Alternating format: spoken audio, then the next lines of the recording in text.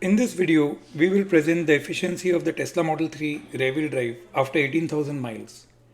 We present this real-world, real-trip test driving from Cupertino, California to Oakhurst, California and back.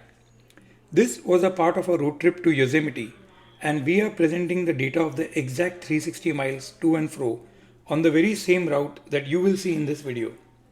Barring maintaining the same route, we have broadly kept only a few control factors. Driving a steady 70 miles per hour for the most part, adjusting to match the traffic speed for safety as and when warranted.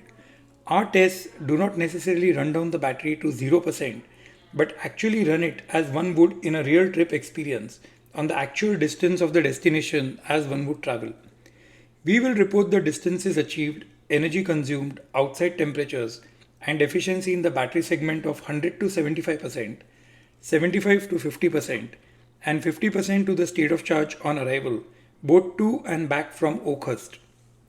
The temperatures were ideal on both the drives, which were 2 days apart, and we did not encounter any excessive wind or rains of any kind.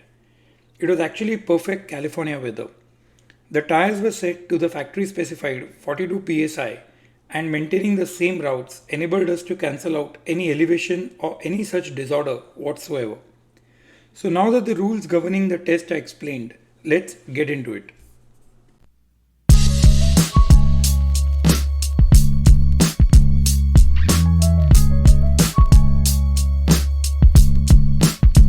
Our segment 1 in the drive 1 from Cupertino to Oakhurst, which was from 100% in state of charge to 75%, yielded exactly 60 miles. We consumed 14 kilowatt hours and achieved 4.3 miles per kilowatt hour in efficiency. At this point in time, the outside temperature was 56 degrees Fahrenheit, and at this point, we had just entered the Pacheco State Park area. Our second segment, from the state of charge of 75% to 50%, we went the same 60 miles, but consumed a slightly less 13 kilowatt hours to get an improved efficiency of 4.6 miles per kilowatt hour. The temperature at this point was 72 degrees Fahrenheit, and we were very near Fairmead on Highway 152. In this segment, we had a brief halt at the Starbucks at Los Banos. Our final segment was our most inefficient with the climb. We yielded just 3.8 miles per kilowatt hour, driving the same 60 miles but consuming 16 kilowatt hours in energy. This was aptly reversed on the trip back, as you will see in a moment. The trip to Oakhurst thus comprised of exactly 180 miles, consuming 43 kilowatt hours of energy and with an overall efficiency of 4.2 miles per kilowatt hour.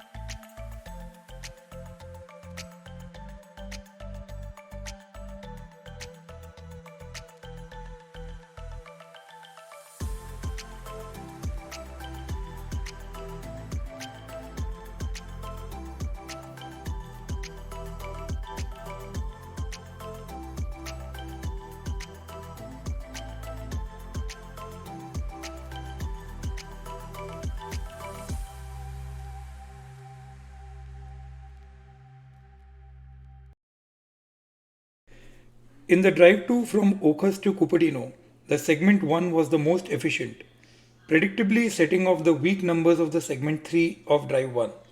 Using 14 kilowatt hours, we traveled an astounding 81 miles. That was 5.8 miles per kilowatt hour. The temperature was 71 degrees Fahrenheit. The segment 2 and 3 were tempered down, yielding 52 miles and 47 miles respectively, utilizing 13 kilowatt hours and 10 kilowatt hours each. That was a more modest 4.0 and 4.9 miles per kilowatt hour. The temperature in these two segments was 65 degrees Fahrenheit and 67 degrees Fahrenheit. That was 180 miles in all in the drive back, utilizing 37 kilowatt hours in energy at 4.9 miles per kilowatt hour. We reached back at a healthy 33% in state of charge. That's a very expected performance going to higher elevations and getting back. The car will utilize higher energy going up and give it back coming down. The important factor is availability of charging, which we will now look at. But in the meantime, if you would like to check our summer test traveling from Cupertino to San Luis Obispo, you can check the link to that video here or in the description. As viewers of this channel are aware, we enjoy free level 2 charging at home and charge our LFP battery to 100% almost daily. We charge to 100% when leaving Cupertino. At Oakhurst, our stay offered complimentary level 1 and 2 plugs. We used the Tesla mobile charger, which we carried from home to charge overnight during our stay. And even at Yosemite, we were able to avail of the free level 2 charging that's been made available by Rivian. So we were not required to supercharge or avail of any more charging with these more than adequate resources. And like most of our trips, this trip too cost us nil on charging.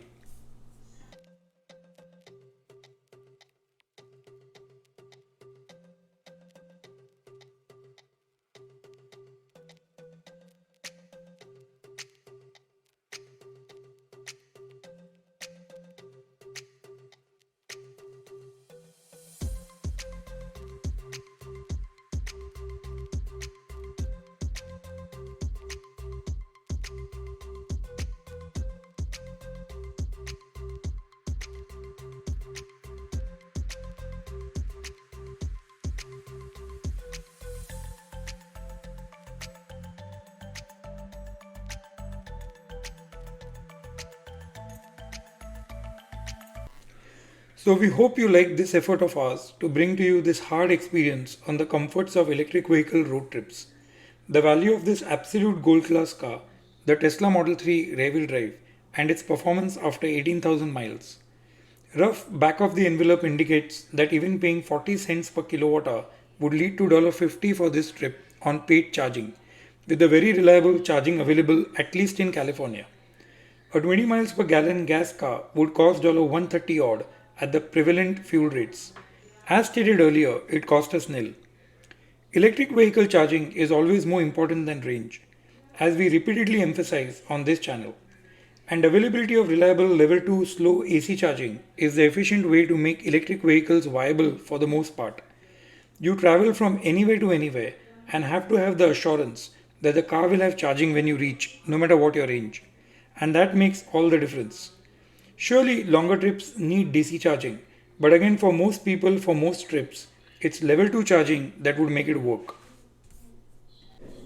If you wish to see our impressions of the Tesla FSD12, its improvements and also its notable shortcomings, click the link here or in the description. See you in the next one.